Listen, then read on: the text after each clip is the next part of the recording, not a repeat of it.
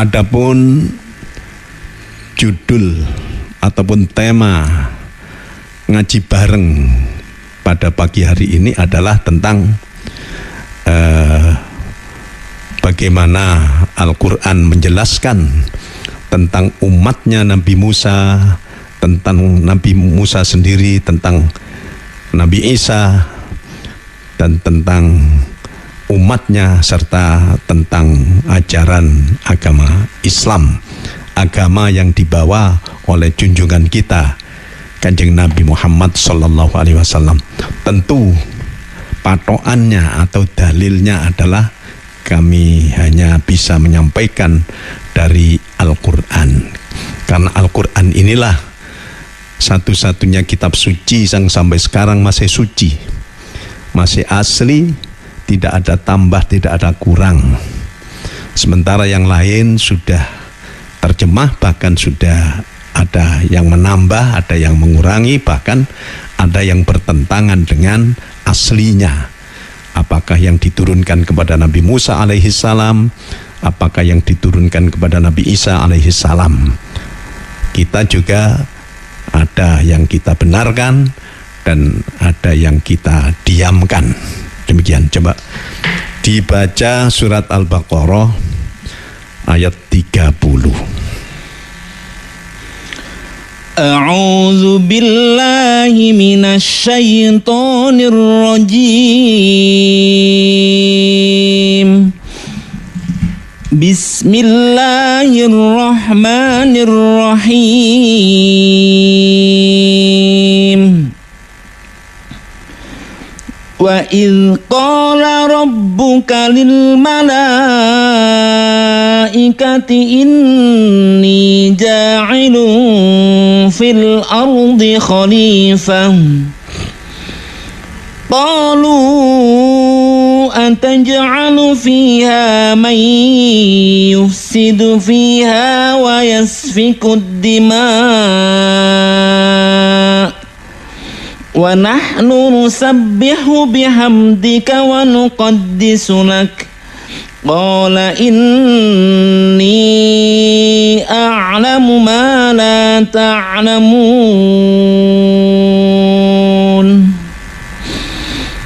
Dan ingatlah ketika Tuhanmu berfirman kepada para malaikat, Aku hendak menjadikan khalifah di bumi. Mereka berkata, apakah engkau hendak menjadikan orang yang merusak dan menumpahkan darah di sana, sedangkan kami bertasbih mujimu dan mensucikan namamu? Dia berfirman, sungguh aku mengetahui apa yang tidak kamu ketahui. Sekarang ayat dari surat Al-Baqarah ayat 35. Wa qulna ya Adam uskun anta wa zawjukal jannata wa kula minha ragadan haitsu syi'tuma wa la taqraba hadhihi asy-syajarata fatakuna minadh dhalimin. Dan kami berfirman, wahai Adam, tinggalkan engkau dan istrimu.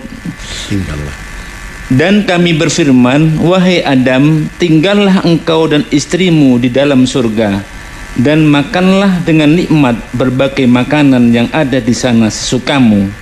Tetapi janganlah kamu dekati pohon ini, nanti kamu termasuk orang-orang yang zalim. Coba 36. فَأَزَلَّهُمَا الشَّيْطَانُ عَنْهَا فَأَخْرَجَهُمَا مِمَّا كَانَا فِيهِ وَقُلْنَا اهْبِطُوا بَعْضُكُمْ لِبَعْضٍ عَدُوٌّ وَلَكُمْ فِي الْأَرْضِ مُسْتَقَرٌّ وَمَتَاعٌ إِلَى حِينٍ. Lalu setan memperdayakan keduanya dari surga, sehingga keduanya dikeluarkan dari segala kenikmatan ketika keduanya di sana, Dan kami berfirman, turunlah kamu, sebagian kamu menjadi musuh bagi yang lain, dan bagi kamu ada tempat tinggal dan kesenangan di bumi sampai waktu yang ditentukan. Fatalaqa Adamu min rabbihi kalimatin fataba alaihi innahu huwat tawwabur rahim. Kemudian Adam menerima beberapa kalimat dari Tuhannya, lalu dia pun menerima tobatnya.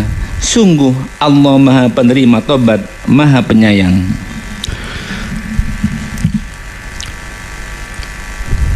Mitra yang tercinta Suragiri dan kaum muslimin, muslimat, pendengar Suaragiri yang berbahagia. Itu tadi yang dari Al-Quran tentang bagaimana Nabi Adam di sorga kemudian dikeluarkan di bumi. Nah, sekarang coba kita perhatikan bagaimana kepercayaan Nasrani atau Kristen atau Nasoro. Nah, jadi kalau di Quran disebut Nasoro. Ini saya mendengarkan pada saat awal-awal Suaragiri dari Ustadz Bayi Arifin almarhum atau Allah yarham. Beliau bercerita begini. Nabi Adam alaihissalam dengan istrinya yaitu Ibu Hawa. Kalau bahasa asingnya Adam and Hawa, Adam and Eva, nah gitu biasanya. Kalau bahasa Indonesia Nabi Adam lan Ibu Hawa, nah, gitu ya. Kalau bahasa Betawi Hawa. Itu oleh Allah memang diletakkan di sorga, tapi oleh Allah juga dilarang mendekat kepada satu pohon kehidupan. Pohon, kalau kita mengatakan pohon abadi, keabadian. Jangan mendekat. Tapi justru Nabi Adam dan Ibu Hawa melanggar, padahal kalau mendekat saja sudah zalim, sudah berdosa. Setelah itu karena kadung makan buah khuldinya, bukan sekedar mendekat, ini dihukumi oleh Allah bahwa Nabi Adam dan Ibu Hawa ini sebagai makhluk, sebagai manusia yang berdosa, yang zalim, yang berdosa. Nah, dosanya tidak akan mungkin ditebus dirinya sendiri karena dia sendiri sebagai makhluk yang berdosa. Nah, gitu ya. Ini versi Nasoro tadi itu. Versi Nasoro. Ini supaya kita tidak salah paham, nun sewu, mohon maaf. Itu dikeluarkan dari surga, ditaruh di bumi. Nah, sebagai manusia berdosa. Lah Tuhan sendiri itu lama-lama bingung. Nah, aku ini memang punya sifat adil. Oleh karena itu yang dosa ya dosa, dianggap dosa. Dan dia tidak akan mungkin bisa menebus dosanya sendiri. Tapi aku juga punya sifat kasih. Punya sifat kasih. Nah, kalau keadilanku ini terus-menerus seperti itu, nah sekarang letak kasihku itu di mana? Jadi Tuhan itu bingung. Berpuluh-puluh tahun, akhirnya kebingungan ini kemudian didapatkanlah akal atau upaya. Kalau begitu aku yang harus turun.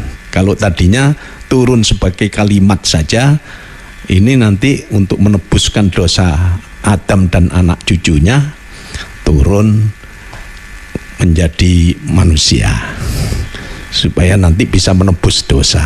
Makanya Gusti Allah Subhanahu wa taala ya, bagi kita itu masuk di dalam perut seorang perawan, yaitu Maria. Kalau kita bahasanya Maryam gitu ya. Kalau orang Timur Tengah itu, kalau walaupun Kristen itu mengucapkan Maria itu ya Maryam.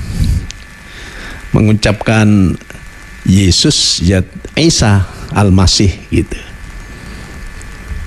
Nah, kemudian dia masuk ke dalam perutnya itu, menjadilah seorang orang yang tadinya perawan itu, kemudian melahirkan seorang anak, diberikan nama Al-Masih atau Isa ya, atau Yesus. Kemudian Yesus ini menebus dosanya bagaimana? Dengan cara disalib. Dengan cara disalib. Siapa yang percaya, siapa yang beriman akan Yesus seperti itu, si penebus dosa dengan disalib itu, maka dia dosanya habis. Kalau tidak, ya seperti kita ini ya, tidak habis-habis menurut Nasrani gitu ya. Lah menurut Al-Quran, menurut Allah Subhanahu wa taala, seperti yang tadi dibaca oleh Ustadz Faizin tadi itu, jadi begini. Nabi Adam itu dikeluarkan dari sorga, diletakkan di bumi, itu sudah menjadi program, menjadi qada dan qadar Allah. Buktinya apa? Buktinya di dalam Al-Quran surat Al-Baqarah ayat 30 disebutkan, wa idh qala rabbuka lil malaikati inni ja'ilun fil ardi khalifah. Nah, itu saja.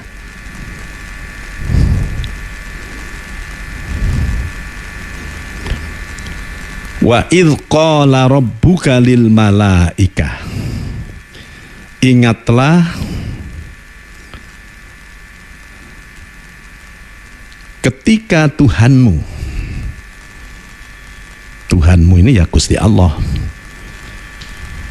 berfirman kepada lil malaikah, kepada para malaikat, kata Tuhan, inni ja'ilun fil ardi khalifah.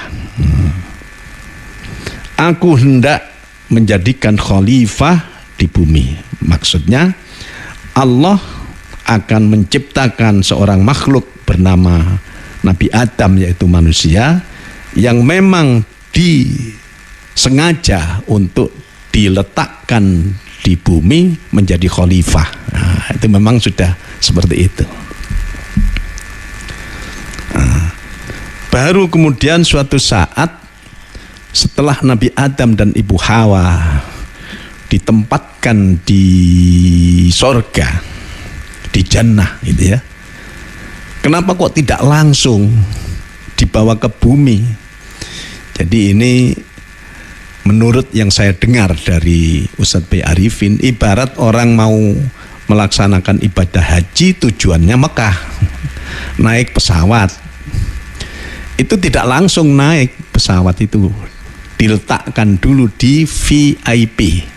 Malah kalau orang-orang yang ibadah haji itu diletakkan dulu sementara di mana itu? Di asrama haji. Itu ya, dilatih dan lain sebagainya. Baru kemudian dibawa take off dengan pesawat, dengan kapal terbang, baru kemudian ke Jeddah, dari Jeddah kemudian ke Mekah atau ke Madinah. Seperti itu. Jadi Nabi Adam ini diletakkan di sorga ini bukan memang harus di sorga. Itu memang sudah disediakan tempat yang sangat jauh, yaitu di bumi. Untuk jadi apa? Khalifah. Untuk memakmurkan apa yang ada di bumi itu. Jadi memang ada tugas khalifah itu. Hanya saja prosesnya seperti ini. Ketika Nabi Adam dan Ibu Hawa dipersilahkan oleh Allah Subhanahu wa Ta'ala untuk hidup yang senang, makan apa saja boleh kecuali wala taqraba hadhihi syajarata fatakuna minadh dhalimin. Tapi awas, kamu jangan dekat-dekat pohon ini, pohon keabadian lah. Dikatakan oleh setan itu syajaratul khuldi, pohon keabadian. Karena kalau Adam dan Hawa nanti kalau mau makan ini nanti jadi rojo di sini abadi. Jadi pimpinan nanti. Nah, ternyata Nabi Adam dan Ibu Hawa tergoda. Memang yang tergoda dulu Ibu Hawa. Nabi Adam ya katut. Nah, kan di mana-mana biasanya orang laki-laki suami itu kan rodok katutan sama istrinya. Sehingga makan buah khuldi itu kemudian dianggap bahwa itu berdosa, dan itu nanti cepat-cepat ditaruh di bumi. Akan tetapi sebelum Nabi Adam dan Ibu Hawa diletakkan di bumi yang memang itu tempatnya sebagai khalifah, tapi beliau berdua ini diwurui caranya tobat. Jadi kalau yang Nasrani itu kan Tuhan bingung, makanya perlu turun untuk menebus dosa itu. Jadi dosanya Nabi Adam ini itu bisa diinikan sendiri, bisa dimohonkan tobat kepada Allah. Fatalaqqa Adamu min rabbih kalimatin fataba alaihi innahu huwat tawwabur rahim. Ayat pira iku? 37. Ayat 37. Ini. Fatalaqqa Adamu min rabbih kalimatin fataba alaihi innahu huwat tawwabur rahim. Kemudian Adam menerima beberapa kalimat dari Tuhannya, dari Gusti Allah. Lalu dia pun menerima tobatnya. Jadi ya tentu saja setelah dilakoni ya, itu dilakoni, bertobat, lalu dia pun menerima tobatnya. Sungguh Allah Maha Penerima Tobat, Maha Penyayang. Makanya kemudian apa bunyi tobatnya atau isi tobatnya Nabi Adam itu di surat apa itu ya, surat yang lain lah pokoknya. Rabbana zalamna anfusana wa illam taghfir lana wa tarhamna lanakunanna minal khasirin. Itu berdua itu mohon ampun kepada Allah. Itu yang ngajari Gusti Allah sendiri. Ya makanya fatalaqqa Adamu min rabbih kalimatin, ya, beberapa kalimat. Caranya atau ucapan mohon ampun dan tobat kepada Allah. Rabbana du Gusti, ini bahasa Jawanya barangkali seperti itu. Ya Tuhan kami ini kan berdua itu. Zalamna anfusana, kami sendiri yang zalim, kami sendiri yang salah. Walaupun yang tadinya itu kan digoda setan itu ya, tapi tidak nyalahkan siapa-siapa, menyalahkan diri sendiri, kok mau gitu ya. Rabbana, wahai Tuhanku, zalamna anfusana, diri kami sendiri yang salah Gusti, yang zalim. Wa illam taghfir lana wa tarhamna, kalau engkau tidak memberikan kalau engkau tidak memberikan ampun kepada kami dan tidak memberikan kasih sayang rahmat kepada kami, lanakunanna minal khasirin, sungguh kami akan menjadi orang-orang yang sangat-sangat merugi. Nah, gitu ya. Jadi ini terus dibaca itu langsung fataba alaih innahu huwat tawwabur rahim. Langsung itu tidak bingung-bingung Gusti Allah, langsung diterima tobatnya. Baru baru kemudian dikeluarkan dari surga. Nabi Adam menurut satu riwayat itu jatuhnya di India, sementara Ibu Hawa jatuhnya di Jeddah. Makanya Jeddah itu, nama Jeddah itu Mbah Yud lah, apa Mbah Wedok gitu ya, Jeddah ya. Nabi Adam di India, tapi walaupun sudah diterima tobatnya, beliau berdua itu ya apal-apalnya, Rabbana ya Rabbana zalamna anfusana wa illam taghfir lana wa tarhamna lanakunanna minal khasirin. Di surat apa, ayat berapa itu? Surat Al-A'raf ayat 23. Coba dibaca. Bismillahirrahmanirrahim. Qala rabbana zalamna anfusana wa illam taghfir lana wa tarhamna lanakunanna minal khasirin. Baca artinya. Keduanya berkata, ya Tuhan kami telah menzalimi diri kami sendiri.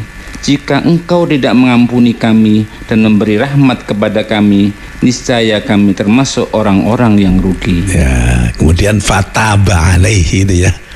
Itu masih di surga. Tapi namanya Nabi Adam dan Ibu Hawa itu menyesal ya. Walaupun sudah ditempatkan di bumi, tapi oleh Allah tidak dibarengkan di suatu tempat. Akan tetapi Nabi Adam di India, Ibu Hawa di Jeddah. Ya, ini menurut apa asumsi saya, itu waktu itu ya apa itu ya, antara India dengan Arab itu masih nyambung gitu ya. Jadi mereka ini saling mencari dan alhamdulillah bertemu di Padang Arafah, tepatnya di Jabal Rahmah yang sampai sekarang menjadi tempat untuk ibadah haji, rukun haji yang paling pokok, yaitu apa, wukuf di Jabal Rahmah. Pak Izin udah tahu Rono ya? Pernah tapi ziarah ya. Alhamdulillah saya sudah beberapa kali itu ya. Nah, itu kalau dikatakan, kalau orang Nasrani kan tidak begitu. Memang Nabi Adam diusir gitu saja, dosanya tidak bisa ditebus sendiri, harus orang lain lah. Orang lain itu siapa? Enggak ada orang kecuali Nabi Adam dan Ibu Hawa. Kata mereka, kebingungannya Allah ini kemudian hilang, walaupun dia punya keadilan seperti itu, tapi sifat kasihnya ada. Dia kemudian turun, tidak hanya kalimatnya saja, tapi Tuhannya langsung, akhirnya menjadi seorang anak dari ibu seorang perawan Maryam. Makanya kalau di Islam disebutkan Isa bin Maryam. Kalau orang Nasrani ada yang mengatakan anak Tuhan, ya itu ya. Dan itu memang tidak ada dosa turunan. Makanya Kanjeng Nabi Muhammad sallallahu alaihi wasallam dawuh, kullu mauludin yuladu alal fitrah fa abawahu yuhawidanihi au yunassiranihi au yumajjisanihi. Tiap anak yang lahir itu dalam keadaan fitrah. Fitrah itu apa? Jelas tidak ada dosa, juga tidak ada terkena dosa keturunan. Pokoknya suci ya, tidak ada dosa. Bahkan sudah dianggap oleh Allah dan Kanjeng Nabi SAW bahwa tiap anak lahir itu sudah punya potensi iman meyakini kebenaran la ilaha illallah, tidak ada Tuhan lain kecuali hanya Allah semata. Makanya kalau ada orang yang mempunyai anak, ya, itu tahu-tahu setelah itu mati, ya itu pasti itu akan selamat, itu masuk surga itu. Bagaimana kalau anak orang kafir? Anak orang kafir ada dua pendapat. Ada yang mengatakan sudah kemana tidak jelas. Ada yang menyebutkan bahwa anak ini pun asal belum balik itu termasuk fitrah, masuk surga. Wallahu a'lam. Jadi kita tidak bingung-bingung cari penebus dosa, ya. Itu bandingannya antara kepercayaan orang Islam atau Al-Quran, Kanjeng Nabi Muhammad SAW, dengan agama Nasrani. Coba sekarang dibaca surat Maryam ayat 16. Ketemu? Mulai ayat 16. Ya sebentar ya. Maryam, ya. Coba dibaca kalau sudah ketemu. Bismillahirrahmanirrahim. Wadhkur fil kitabi Maryam idzin tabazat min ahliha makanan syarqiyyah. Ayat 16. Coba dibaca artinya. Dan ceritakanlah Muhammad kisah Maryam di dalam kitab Al-Quran, yaitu ketika dia mengasingkan diri dari keluarganya ke suatu tempat di sebelah timur Baitul Maqdis. Terus ayat 17. Fattakhadat min dunihim hijaba فأرسلنا إليها روحنا فتمثل لها بشرا سويا. Lalu dia memasang tabir yang melindunginya dari mereka. Lalu kami mengutus roh kami Jibril kepadanya, maka dia menampakkan diri di hadapannya dalam bentuk manusia yang sempurna. Terus Qalat inni a'udhu birrahmani minka in kunta taqiyya. Dia Maryam berkata, sungguh aku berlindung kepada Tuhan yang Maha Pengasih terhadapmu jika engkau orang yang bertakwa. Qala innama ana rasulu rabbiki li ahaba laki ghulaman zakiyya. Dia Jibril berkata, sesungguhnya aku hanyalah utusan Tuhanmu untuk menyampaikan anugerah kepadamu seorang anak laki-laki yang suci. Qalat anna yakunu li ghulamu wa lam yamsasni basharu wa lam aku baghiya. Dia Maryam berkata, bagaimana mungkin aku mempunyai anak laki-laki padahal tidak pernah ada orang laki-laki yang menyentuhku dan aku bukan seorang penzina. Qala kadzalik qala rabbuki huwa alayya hayyin walinaj'alahu ayatan linnasi wa rahmatan minna wa kana amran maqdiya. Dia Jibril berkata, demikianlah Tuhanmu berfirman, hal itu mudah bagiku, dan agar kami menjadikannya suatu tanda kebesaran Allah bagi manusia dan sebagai rahmat dari kami, dan hal itu adalah suatu urusan yang sudah diputuskan. Fahamalathu fantabadat bihi makanan qasiyya. Maka dia Maryam mengandung, lalu dia mengasingkan diri dengan kandungannya itu ke tempat yang jauh. Fa'aja'ahal makhadu ila jiz'in nakhlah qalat ya laitani mittu qabla hadha wa kuntu nasyan mansiya. Kemudian rasa sakit akan melahirkan maksanya bersandar pada pangkal pohon kurma. Dia Maryam berkata, wahai betapa baiknya aku mati sebelum ini, dan aku menjadi seorang yang tidak diperhatikan dan dilupakan. Fanadaha min tahtiha alla tahzani qad ja'ala rabbuki tahtaki sariyya. Maka dia Jibril berseru kepadanya dari tempat yang rendah, janganlah engkau bersedih hati, sesungguhnya Tuhanmu telah menjadikan anak sungai di bawahmu. Wa huzzi ilaiki bijiz'in nakhlati tusaqitu alaiki rutaban janiyya.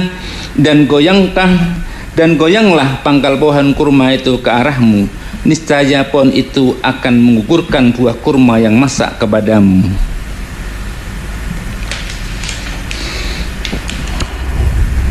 Ayat 26. Fakuli washrabi wa qarri aina fa imma tarayinna minal bashari ahadan faquli inni nadhartu lirrahman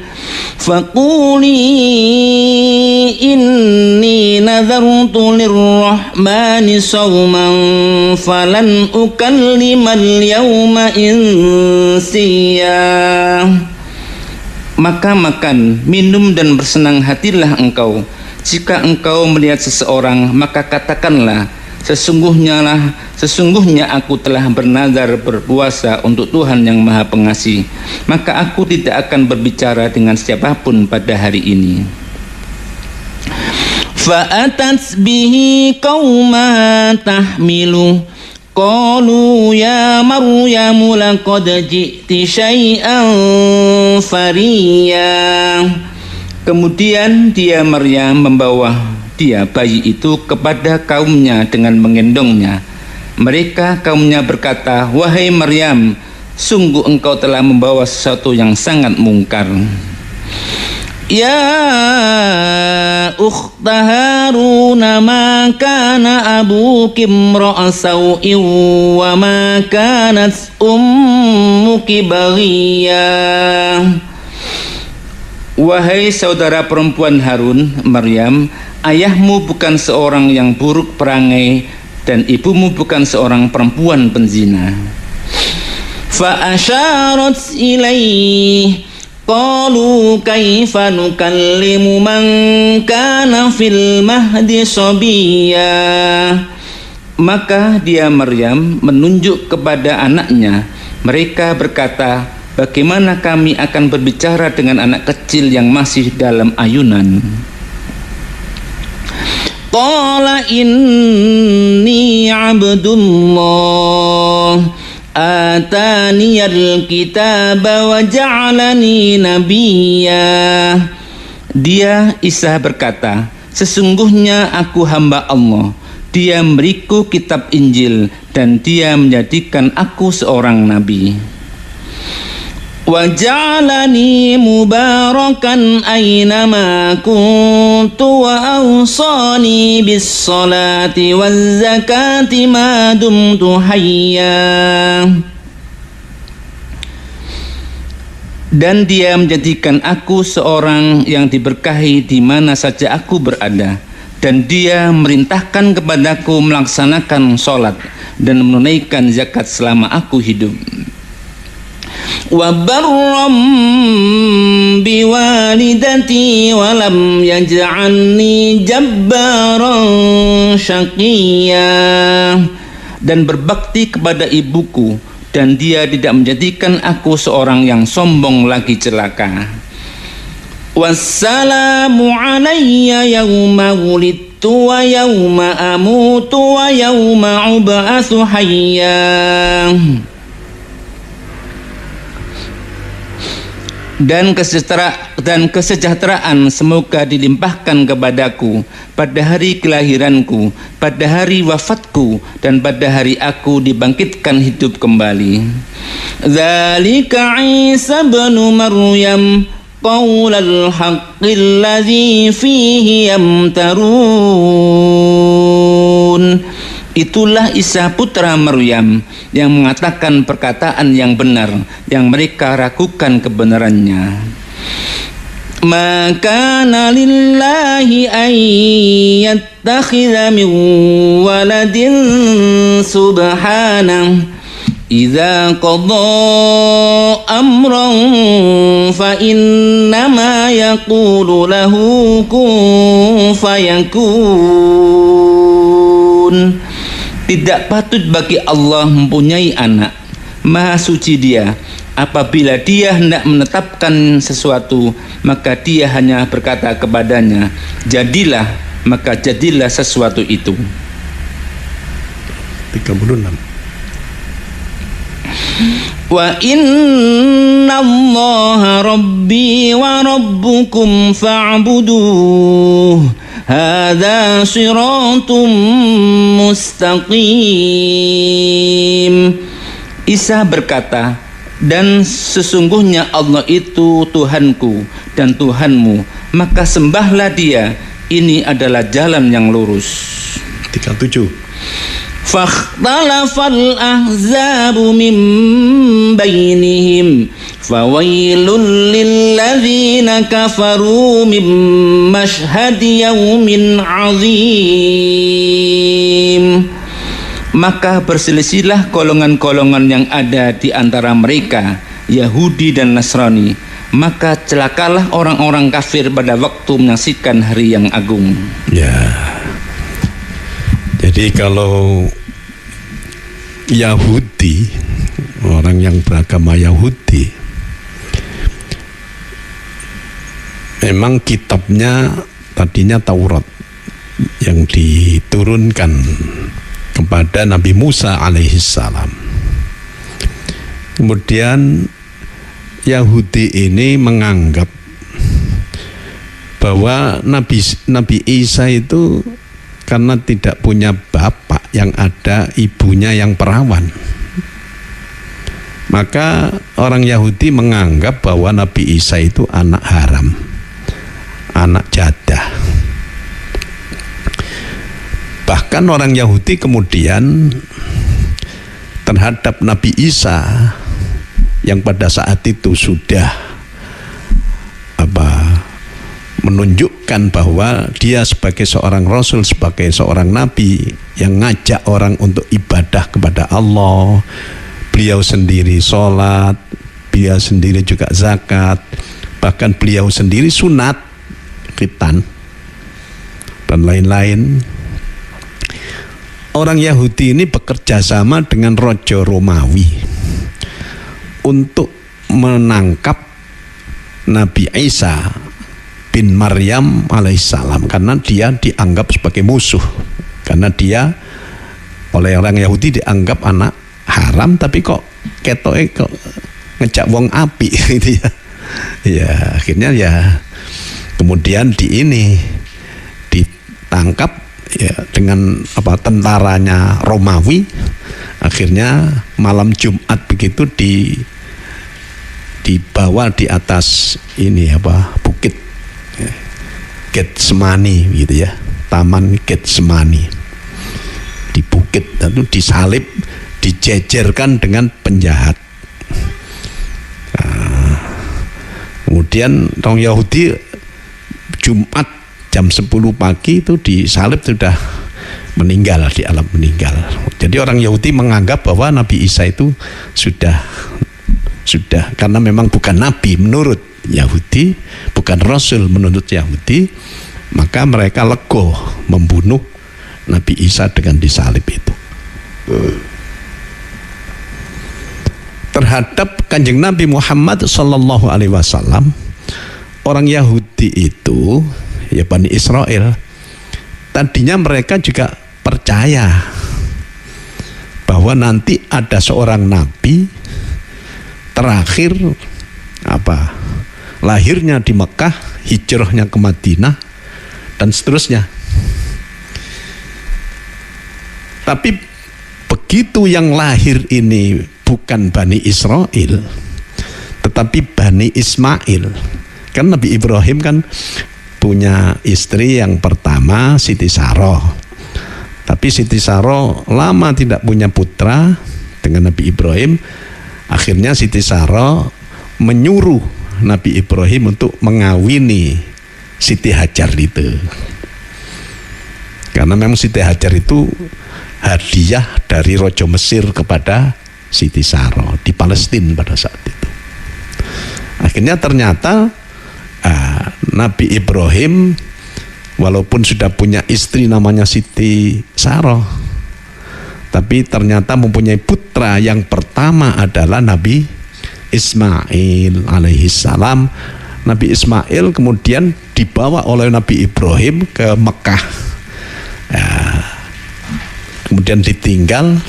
Tapi Siti Hajar masih bisa mendidik karena di sana ada air Zam-Zam, orang kan butuh air Zam-Zam semuanya pada saat itu, sehingga bisa hidup sejahtera. Dan Nabi Ismail mulai berangkat dewasa, ya masih muda, masih anak-anak lah, tapi sudah bisa diajak kerja. Ternyata Nabi Ibrahim datang, kan begitu ya, datang karena memang diperintahkan oleh Allah untuk datang dan membangun Ka'bah di situ. Beranak, bercucu, dan terus menerus. Disitulah nanti ada seorang manusia paling mulia, Sayyidul Anbiya wal Mursalin, Muhammad bin Abdullah. Nah, itu juga anak cucu Nabi Ibrahim alaihissalam. Ternyata orang Arab, orang Quraisy, nah orang Yahudi kan kepinginnya harus Bani Israel itu. Karena menurut mereka orang yang tidak akan kecemplung neraka itu orang Bani Israel tok, gitu loh, menurut mereka. Mosok jadi mereka walaupun tahu ceritanya itu dihilangkan itu. Jadi kalau kita membaca dibak itu begini: Al haditsus tsani an Atha ibni Yasarin an Ka'bil Ahbar qala 'allamani abi. Al haditsus tsani, ya, hadis yang kedua, an Atha ibni Yasar an Ka'bil Ahbar. Jadi dari Atha, kemudian ceritanya Ka'bul Ahbar. Allamani abit Taurata illa sifran wahida kana yakhtimuhu, kecuali diajarkan Taurat ini oleh bapak saya, kata si siapa tuh, kata si Ka'bul Ahbar, sampai khatam Taurat itu, kecuali satu lembar, diambil satu lembar itu, wa yudkhiluhus sunduk, kemudian satu lembar itu dimasukkan peti, ya tentu saja dikunci barangkali ya. Falamma mata abi fatahtuhu fa idza fihi nabiyyun yakhruju akhiraz zaman mauluduhu bi Makkah wa hijratuhu bil Madinah wa sultanuhu bisyam, dan seterusnya. Kata Ka'bul Ahbar, aku itu dulu diajari kitab Taurat oleh bapakku ketika bapak sudah mati. Pada saat itu dia cerita, kecuali satu lembar tidak diajarkan, langsung dimasukkan peti. Tapi ketika bapak meninggal, peti aku buka, ternyata isinya adalah ceritanya ada seorang nabi terakhir yang dilahirkan di Mekah, kemudian sampai hijrah ke Madinah, dan kekuasaannya sampai di Syam. Nah, sampai rambut-rambutnya juga diceritakan, bagaimana dedeknya diceritakan. Sehingga Ka'bul Ahbar ini percaya, wah ini Muhammad ini nabi betul yang diceritakan dalam kitab Taurat. Tapi orang-orang Yahudi tidak mau, karena ternyata bukan orang Yahudi Nabi Muhammad itu. Baru kemudian masuk Islam, tapi ketika zamannya Sayyidina Umar bin Khattab, karena pada saat itu ya sampai di Syam, Islam sudah sampai di Syam. Sesuai dengan cerita itu ya, makanya Ka'bul Ahbar itu masuk Islam itu. Yang jelas orang Yahudi tidak percaya Quran, tidak percaya Kanjeng Nabi Muhammad SAW, juga tidak percaya bahwa Nabi Isa itu nabi, bahkan dianggap bahwa itu anak haram. Sementara kalau Nasrani itu, jadi Nasrani itu menganggap bahwa Nabi Isa dilahirkan oleh seorang perempuan gadis atau perawan ini adalah, wah ini tidak lain kecuali anak Gusti Allah ini. Nah, itu kalau orang Nasrani. Dan sekaligus ketika orang Yahudi dan orang Romawi kemudian menangkap sampai itu Nabi Isa, yang ternyata itu orang lain, diserupakan dong malam-malam, dulu belum ada listrik, jadi nggak jelas itu. Walakin syubbihalahum, kata Allah itu, diserupakan dengan Nabi Isa. Nah, padahal bukan. Ada yang mengatakan ada yang mengatakan ini wallahu alam namanya Yudas Iskariot. Nah, ada yang mengatakan bukan, pokoknya orang lain. Tapi orang Nasrani percaya bahwa itu Nabi Isa. Jadi sehingga dosa-dosa turunan tadi itu, bagi orang yang percaya dengan seperti itu maka dianggap sudah hilang dosanya. Saya itu pernah itu ketika di Probolinggo, saya itu dengan 3 orang, saya, Kholili, dan Sulaiman.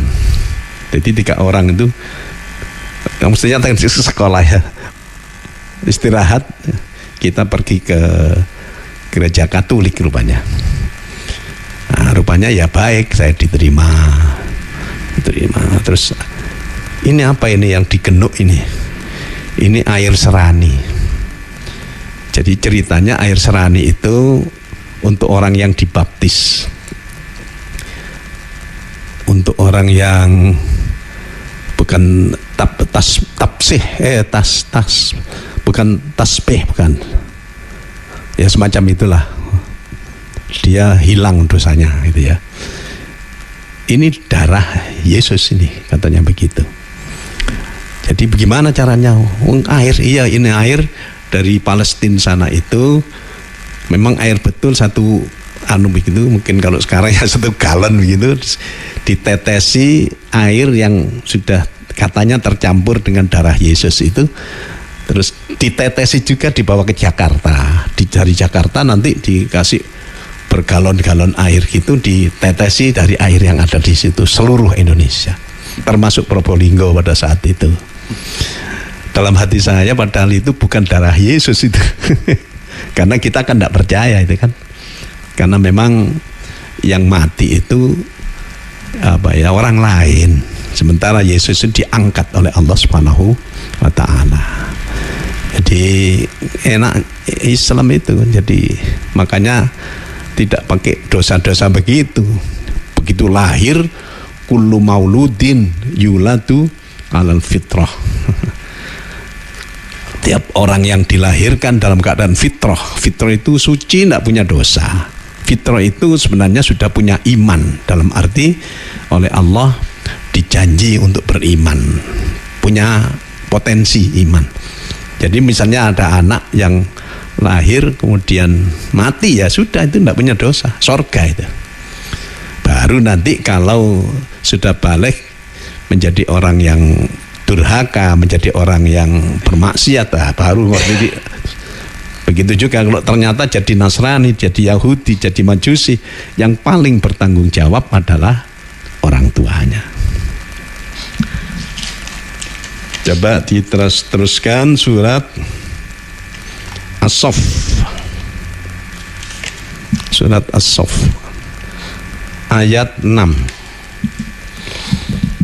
Bismillahirrahmanirrahim. Wa idh qala Isa ibnu Maryam ya bani Israila inni rasulullahi ilaikum musaddiqan lima baina yadayya minat Tawrah musaddiqan lima baina yadayya minat Taurati wa mubashiran bi rasuli ya'ti min ba'di ismuhu Ahmad falamma ja'ahum bil bayyinati qalu hadha sihrun mubin. Dan ingatlah ketika Isa putra Maryam berkata, wahai Bani Israel, sesungguhnya aku utusan Allah kepadamu yang membenarkan kitab yang turun sebelumku, yaitu Taurat, dan memberi kabar gembira dengan seorang Rasul yang akan datang setelahmu yang namanya Ahmad Muhammad. Namun ketika Rasul itu datang kepada mereka dengan membawa bukti-bukti yang nyata, mereka berkata, ini adalah sihir yang nyata. Nah itu ya. Kalau yang saya ceritakan Ka'bul Akhbar itu yang dibaca kitab Taurat, itu juga menceritakan adanya seorang nabi terakhir, ya Kanjeng Nabi Muhammad Sallallahu Alaihi Wasallam lahir di Mekah, hijrahnya ke Madinah, kekuasaannya sampai di Syam, dan seterusnya dan seterusnya. Sementara ini Nabi Isa sendiri mengatakan, wa idh qala Isa ibnu Maryam ya bani Israila inni rasulullahi ilaikum inni rasulullahi ilaikum musaddiqan lima baina yadayya minat Taurati wa mubashiran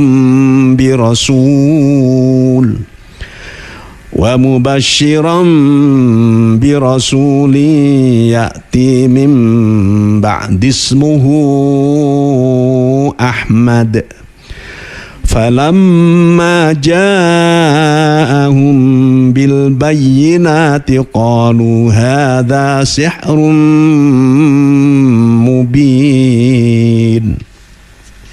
Ini artinya, dan ingatlah ketika Isa bin Maryam berkata. Jadi suatu ketika Nabi Isa itu langsung berbicara kepada Bani Israel. Kenapa kok Bani Israel? Ya, Nabi Isa itu menurut Al-Quran dan menurut Taurat sendiri yang asli, beliau itu hanya diutus untuk Bani Israel, bukan untuk seluruh manusia di dunia. Makanya di sini, wahai Bani Israel, sesungguhnya aku utusan Allah kepadamu yang membenarkan kitab yang turun sebelumku, yaitu Taurat, dan memberi kabar gembira dengan seorang Rasul yang akan datang setelahku, yang namanya Ahmad. Kanjeng Nabi itu namanya Ahmad, namanya Muhammad, ya. Banyak namanya, ada 250. Itu kalau kita ibadah di Masjid Nabawi itu, nama beliau itu ada 250. Cuma tulisan Arabnya sangat indah sekali dan banyak kita yang tidak bisa membaca. Ya di antaranya ya Ahmad itu, Muhammad juga, Al-Bashir, An-Nadhir, Asy-Syafi, ya ada begitu. Di Bang.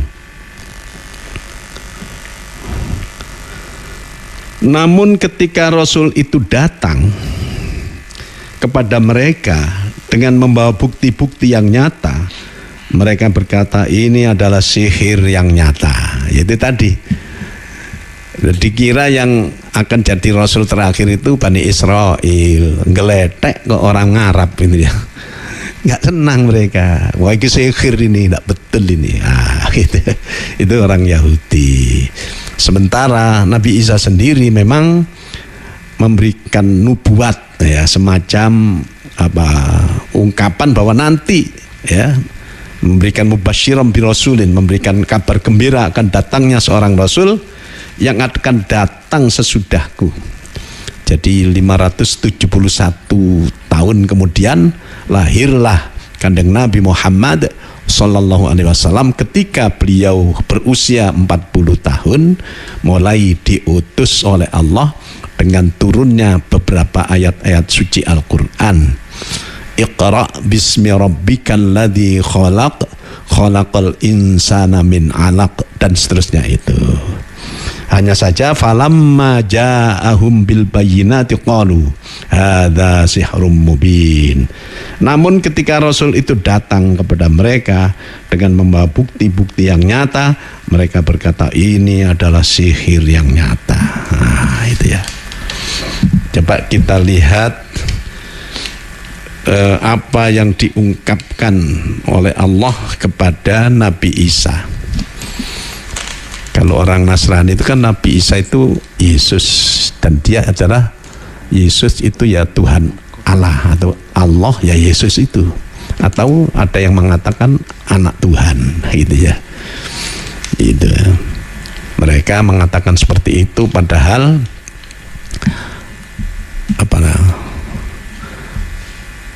laqad kafarul ladzina qalu innallaha huwal masihu ibnu Maryam. Sungguh kafir orang yang punya keyakinan bahwa Allah itu adalah Al-Masih bin Maryam. Nah itu ya. Itu. Jadi ini coba dibaca.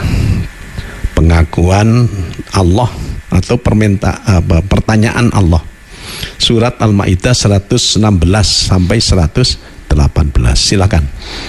Bismillahirrahmanirrahim.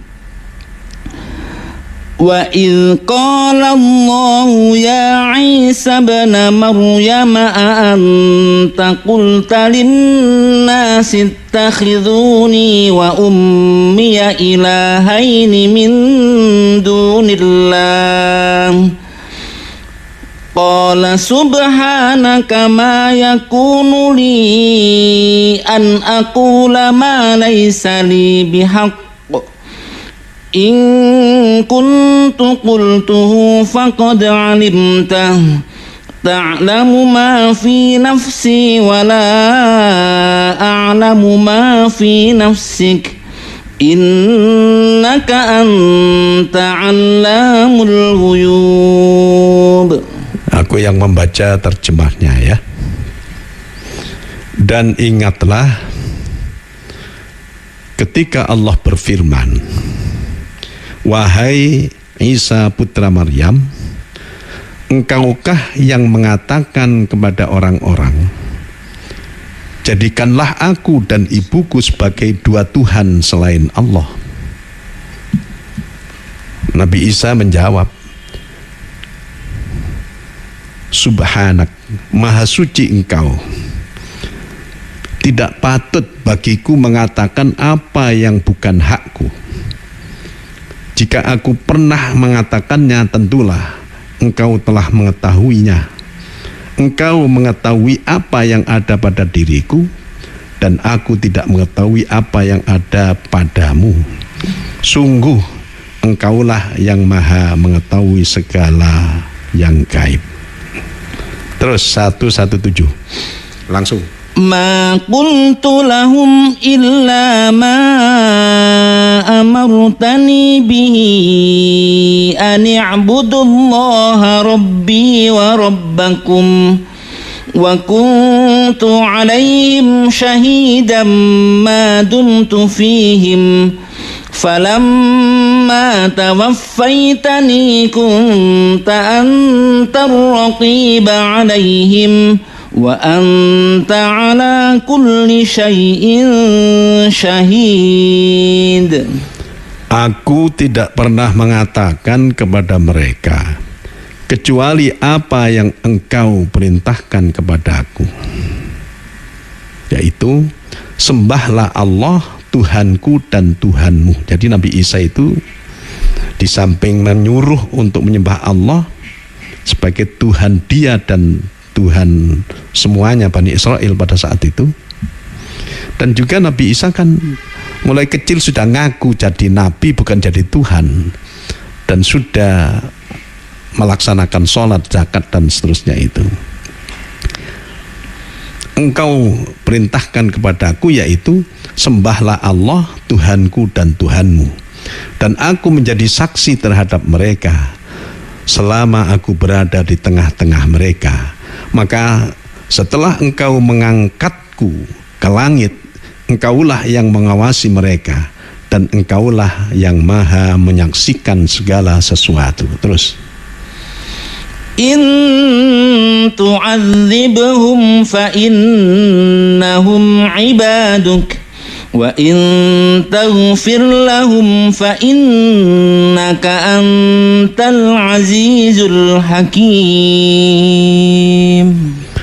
Jika engkau menyiksa mereka yang menganggap bahwa yang disembah itu Yesus atau Nabi Isa, atau menganggap Nabi Isa sebagai Tuhan, jika engkau menyiksa mereka, maka sesungguhnya mereka adalah hamba-hambamu, dan jika engkau mengampuni mereka, sesungguhnya engkaulah yang maha perkasa, maha bijaksana. Jadi begitu. Ini di tafsir disebutkan ketika nanti, ya, nanti di akhirat itu Nabi Isa ditanyai oleh Tuhan, apa umatmu kamu suruh untuk nyembah ibadah kepadamu dan ibumu? Ya begitu. Itu di akhirat, karena nanti kan sebelumnya itu kan kita itu ada, ya. Ya ayyuhalladzina amanu qu anfusakum wa ahlikum nara. Qu anfusakum wa ahlikum naran waquduhan nas wal hijarah 'alaiha malaikatun ghilazun shidadun la ya'sunallaha ma amarahum wa yaf'aluna ma yu'marun. Itu di surat At-Tahrim ayat 6. Ya ayyuhalladzina amanu, wahai orang-orang yang beriman, qu anfusakum, jaga dirimu, wa ahlikum, dan keluargamu, naron, daripada siksa api neraka. Waquduhan nasu wal hijarah. Api neraka itu bahan bakarnya adalah berupa manusia dan batu. 'Alaiha malaikatun ghilazun shidadun la ya'sunallaha ma amarahum wa yaf'aluna ma yu'marun. Di atasnya ada penjaga, malaikat yang kejam, yang keji, yang tidak ada rasa kasihan. Diperintahkan apapun oleh Allah mereka kerjakan. Nah, empan-empannya rokok, apa bahasa Indonesia tadi? Bahan bakarnya itu terdiri daripada manusia dan batu. Itu ada tafsir yang mengatakan manusia yang apa yang jadi empan-empannya genin rokok, yang manusia yang mau disembah, mau diibadahi. Ya ini bahaya, makanya itu Nabi Isa ditanya oleh Allah, apa dulu terhadap kaumnya itu kamu tah yang menyuruh untuk menyembah kamu, menuhankan kamu dan ibumu? Nabi Isa, mboten Gusti, jenengan kan pirsa kiambak, seperti itu. Jadi nah, nek niku panjenengan saged kula nggih bisa saya untuk mengajak mereka supaya menuhankan Engkau, tidak menyembah kepadaku tapi menyembah kepadamu. Itu kekuasaanmu ya Allah. Wa in tu'adzibhum fa innahum ibaduk. Nek sampean nek jenengan Gusti menyiksa mereka itu kan memang hak jenengan sebagai Tuhan. Tapi nek jenengan ngampuni nggih monggo. Kita seneng deh. Itu kan kekuasaan jenengan. Jadi seperti itu. Bismillahirrahmanirrahim. Allahumma salli wa sallim wa barik ala sayyidina Muhammad wa ala ali sayyidina Muhammad walhamdulillahi rabbil alamin. Barakallahu lana fil Qur'anil azim wa nafa'ana minal ayati wa dzikril hakim. Allahumma ij'alil Qur'ana lana fid dunya qarina wa fil qabri munisa fil qiyamati syafi'ah wa minan nari sitran wa hijaba wa ala sirati nura wa fil jannati rafiqa wa inal khairati kulli dalina wa imama. Allahumma anfa'na bima 'allamtana wa 'allimna ma yanfa'una warzuqna 'ilman yanfa'una. Rabbana atina fid dunya hasanah wa fil akhirati hasanah wa qina adzaban nar wa adkhilnal jannata ma'al abrar. Ya Aziz ya Ghaffar ya Rabbal alamin. Tawaffana muslimin wa alhiqna bis salihin. Wa sallallahu ala sayyidina Muhammadin wa ala alihi wa sahbihi ajma'in. Walhamdulillahi rabbil alamin. Allahumma arhamni bil Qur'an waj'alhu li imaman wa nuran wa hudan wa rahmah. Allahumma dhakkirni minhu ma nasitu wa 'allimni minhu ma jahiltu warzuqni tilawatahu ana al-laili wa atrafan nahar waj'alhu li hujjatai ya rabbal alamin. Da'wahum fiha subhanakallahumma wa tahiyyatuhum fiha salam wa akhiru da'wahum anil hamdulillahi rabbil alamin. Assalamualaikum warahmatullahi wabarakatuh. Waalaikumsalam warahmatullahi wabarakatuh.